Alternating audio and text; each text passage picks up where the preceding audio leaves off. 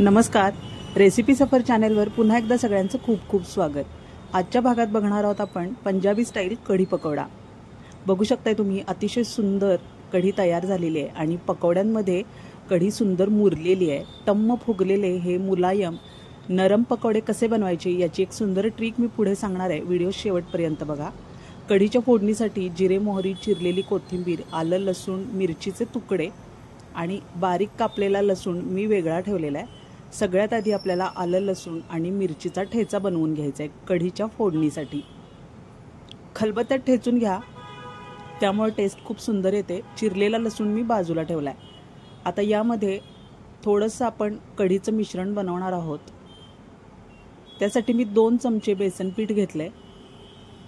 थोडं ताक टाकून आपल्याला यातल्या गुठळ्या मोडून घ्यायचे आहेत। कढी घट्ट बनवायची आहे, त्यामुळे थोडंसं बेसन पीठ जास्त घेतलेलं आहे। 1 चमचा हळद टाकायची आहे आणि यापैकी थोडंसंच ताक यात मिक्स करायचं आहे। हे असं मिश्रण पातळ बनवून घेतल्यामुळे कढीमध्ये बेसनाच्या गुठळ्या होत नाही। विस्करनी व्यवस्थित फेटून घ्या आणि आता हे थोडा वेळ बाजूला ठेवायचं आपल्याला।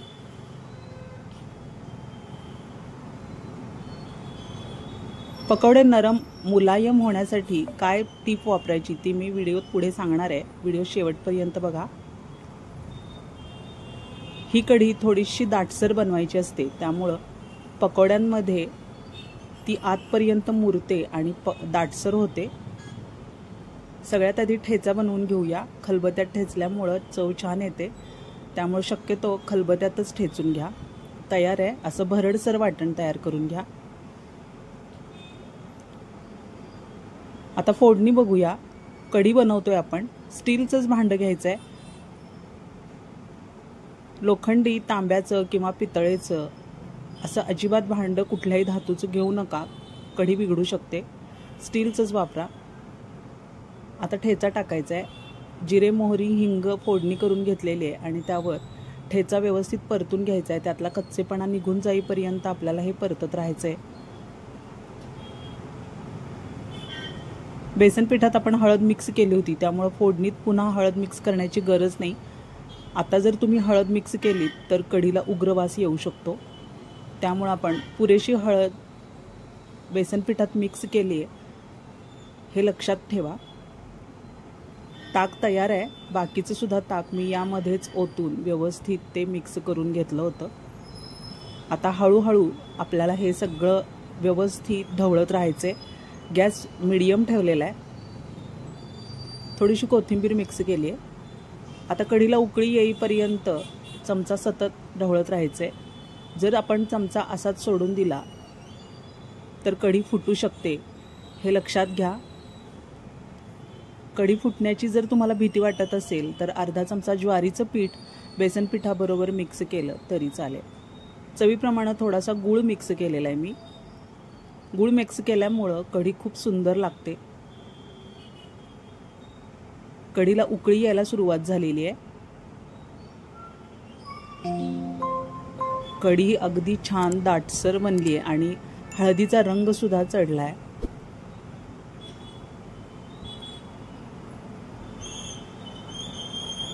खूप सुंदर बनते ही कढी पकोडा।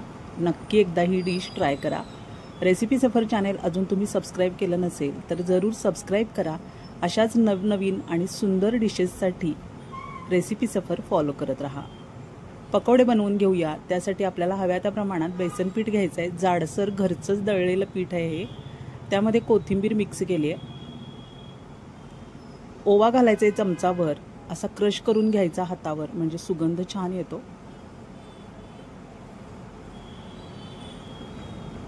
हिंग टाकायचा आहे 1 चमचा, मसाल्यातला छोटा चमचा आहे हा।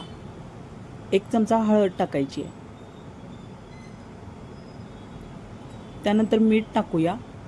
साधारण 1.5 वाटी पीठ आहे हे। आता कसुरी मेथी टाकायची आहे। 1 मोठा चमचा भरून कसुरी मेथी आहे, त्यामुळे पकोडे खूप सुंदर सुगंधी बनतात। टेस्ट खूपच सुंदर येते। 2 चमचे सोडा टाकायचा आहे। आता इतर वेळी जेव्हा आपण नुसतेच पकोडे बनवतो तेव्हा ते कडक कुरकुरीत बनवले जातात, पण आत्ता आपल्याला ते कढीमध्ये मुरवायचे आहेत, त्यामुळे ते नरम स्पॉन्जी बनणं अतिशय आवश्यक आहे। त्यासाठी काय करायचं, आता हे लक्षपूर्वक बघा, हे सगळं पीठ आपण मिक्स करून घ्यायचं आहे। या सगळ्या साहित्यामध्ये पीठ मिक्स करून घ्यायचं आहे। पाणी अगदी हळूहळू आणि थोडं टाकायचं आहे। 1 चमचा आलं लसूण पेस्ट टाकली आहे। खूप पाणी टाकू नका, हे असंच मध्यम कन्सिस्टन्सीमध्ये आपल्याला पीठ हवं आहे। खूप पातळ नको आणि यापेक्षा खूप जाडसर सुद्धा पीठ ठेवू नका। आता हे असं एकाच दिशेने 4 ते 5 मिनिटं फेटून घ्यायचंय न थांबता। हे बघू शकताय तुम्ही, असं वेगानं व्यवस्थित फेटून घेतल्यामुळं पकोडे खूप नरम आणि मुलायम होतात आणि कढी व्यवस्थित आतपर्यंत मुरते। न थांबता पीठ असं व्यवस्थित फेटून घ्या।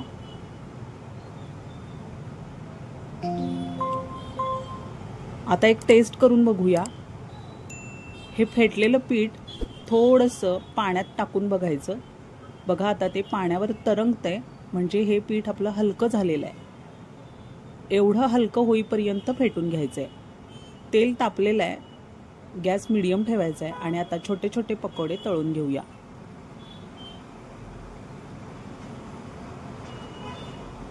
गॅस अगदी मीडियम ठेवा, खूप मोठा करू नका। बघू शकताय तुम्ही, पकोडे अगदी फुलून वर येत आहेत तेलात। हे असेच नरम आणि मुलायम पकोडे झाले पाहिजे, तरच कढी आतपर्यंत मुरते। खूप सुंदर झालेले आहेत पकोडे, बघू शकताय तुम्ही। नक्की ट्राय करा ही डिश, उन्हाळ्यात खायला खूपच मजा येते।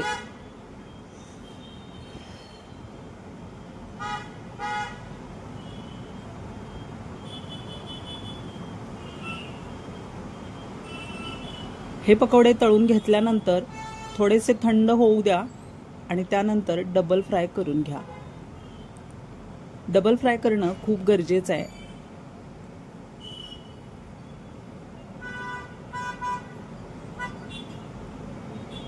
आता अशाच प्रकारे मी सगळे पकोडे तळून घेणार आहे।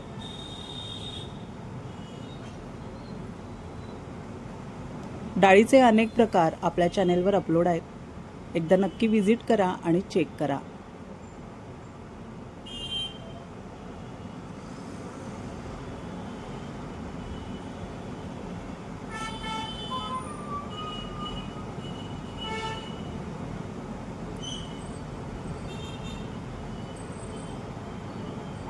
पकोडे तेलातून काढल्यानंतर थोडा वेळ थांबायचं आहे। त्यातली वाफ निघून गेली की डबल फ्राय करायला विसरू नका।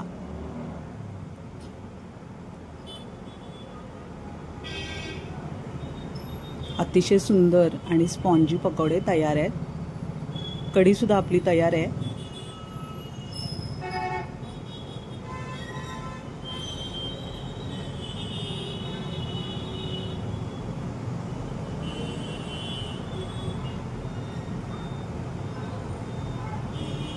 काढून घेऊया।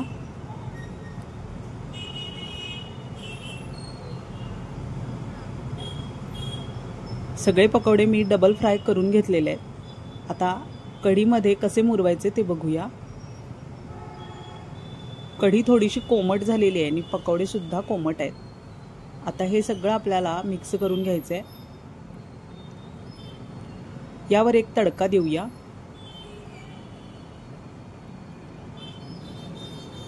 चमचाभर तेल तापवून घेतले मी, त्यामध्ये मगाशी चिरलेला जो लसूण होता बारीक तो टाकायचा आहे। तेल खूप जास्त तापवू नका। त्यावर थोडंसं काश्मीरी मिरची पावडर टाकायची आहे। आता या स्टेजला जर तुम्हाला कढीपत्ता हवा असेल तर कढीपत्ता आणि हिंग सुद्धा तुम्ही टाकू शकता। हा तडका कढीवर देऊन घ्यायचा आहे। बघा खूप सुंदर सुगंध येतोय। अतिशय सुंदर कढी पकोडा तयार आहे। नक्की ट्राय करा। धन्यवाद।